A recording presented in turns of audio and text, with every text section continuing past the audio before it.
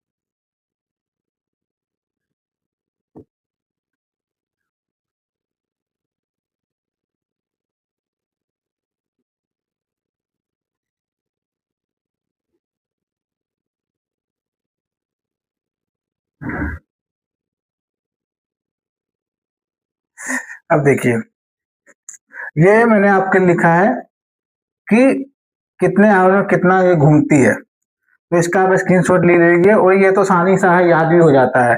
हमें 30 का इसमें पहाड़ा है। 1 आवर में 30 तो 2 घंटे में 60 हो जाता है। 90, 12, 15, 18, ये 12 आवर में, 12 आवर में कितना घूमती है हमारी घड़ी की सुई? 360। सिंपल सा फॉर्मूला है। ये हम आसानी से याद भी कर सकते हैं इसको, और कोई दिक्कत नहीं है इसमें हमें। इसमें हमारे पास दो टाइप के क्वेश्चन होते हैं। एक होता है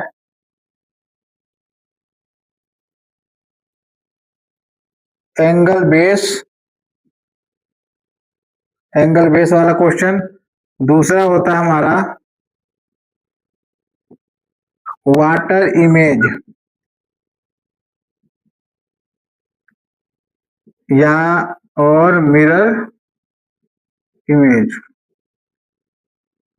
ठीक है दोस्तों, ये हमारे पास दो टाइप के क्वेश्चन होते हैं। वाटर इमेज, जब हमें वाटर इमेज का क्वेश्चन पूछा जाए कि हमें वाटर इमेज निकालना है तो हम कौन सा फॉर्मूला का यूज करेंगे, और मिरर इमेज में हम कौन सा फॉर्मूला का यूज करेंगे वो भी मैं बताता हूं। अगर हमें पूछता है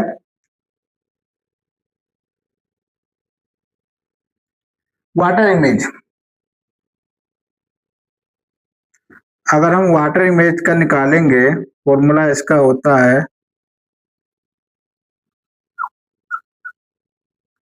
water image plus mirror image.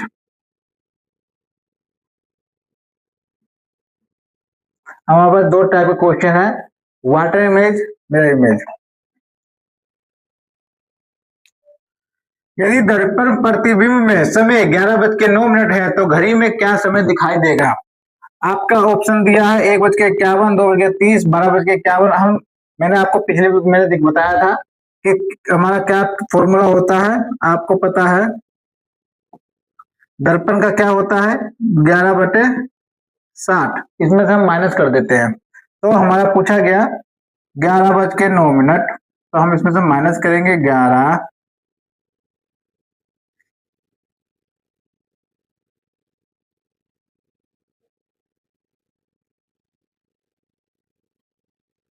ये हमारा आंसर आया। जीरो का मतलब क्या हुआ? 12। ठीक है दोस्तों, जीरो का मतलब हो गया 12। तो हमारा जो आंसर आया 12:49।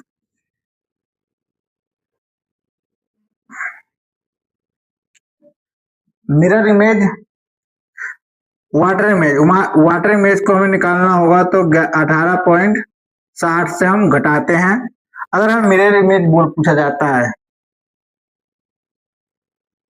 60, ये चीज यही क्वेश्चन दिया गया है, उसी से हम सवाल सोल्व करेंगे। और मैं आपको दिखाता हूँ किस तरीके से हम इस फॉर्मूला का यूज करके आसानी से हम जल प्रतिबिंब निकाल सकते हैं और मिरर कैसे निकाला जाए, ऐसा मैं आपको दिखाता हूँ। अब क्वेश्चन मैं सोल्व करता हूँ आपके सामने।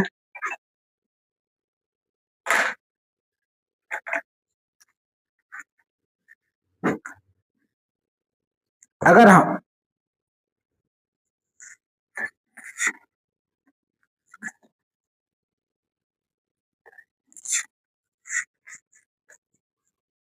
एक मैं क्वेश्चन आपके सामने लेके आता हूं। अगर हमारा पूछा जाता है, क्वेश्चन है हमारे पास,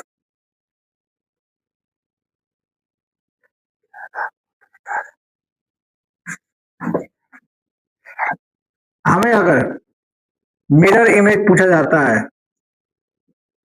मिरर इमेज 1160, अगर इसमें बता रहा है कि मिरर में ये हमें मिरर मिरर टाइम दिया हुआ है 4:30 हो रहे हैं, या जैसे दिया हुआ है यदि घड़ी का समय 4:30 है तो दर्पण में समय क्या होगा। यदि यदि घड़ी का समय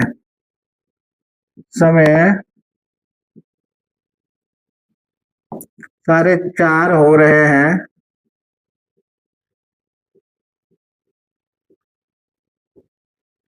तो दर्पण में कितना होगा, दर्पण में कितना होगा।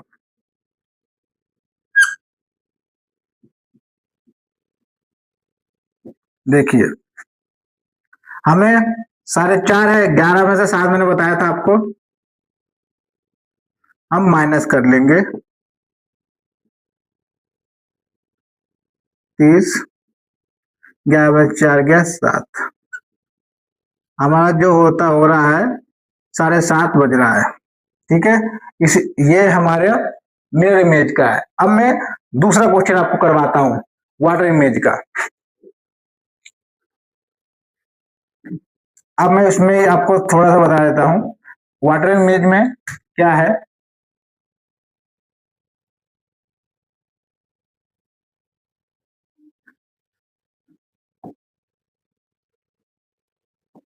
वाटर इमेज में अब इसमें देखिए, इसमें क्या है फॉर्मूला इसका, मैंने जो बताया था आपको 1860। ठीक है, अब यही क्वेश्चन है, यदि घड़ी का समय 4:30 हो रहे हैं तो दर्पण में कितना होगा। तो वही अब हम जल प्रतिबिंब का निकालेंगे। तो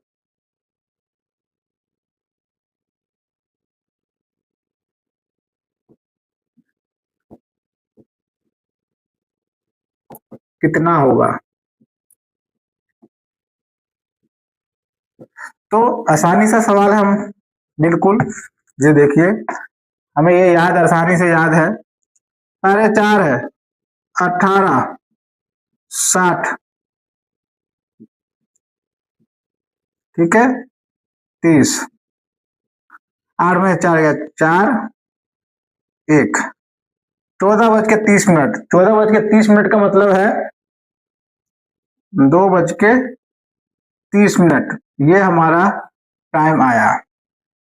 तो मैंने आपको बताया कि हम वाटर इमेज किस तरीके से निकालेंगे, मैंने आपको फॉर्मूला भी बताया उसका, और हमें वाटर इमेज के बारे में हमने सीखा, मिरर इमेज के बारे में। यदि दर्पण में प्रतिबिंब समय 11:10 है तो घड़ी में समय क्या होगा। तो हमें पता है फॉर्मूला हमारा क्या है, हमें दर्पण का फॉर्मूला होता है 1160। हमें निकालना आसान सा, 1160 में से 1109 हम माइनस कर देंगे, 10 में से 9 गया 1, ठीक है, और ये देखिए 0, और 0 का मतलब होता है 12, हमारा टोटल 12:51, ऑप्शन में 12:51। इसी तरीके से हम सवाल सोल्व करेंगे और अच्छे से अच्छा प्रैक्टिस करेंगे।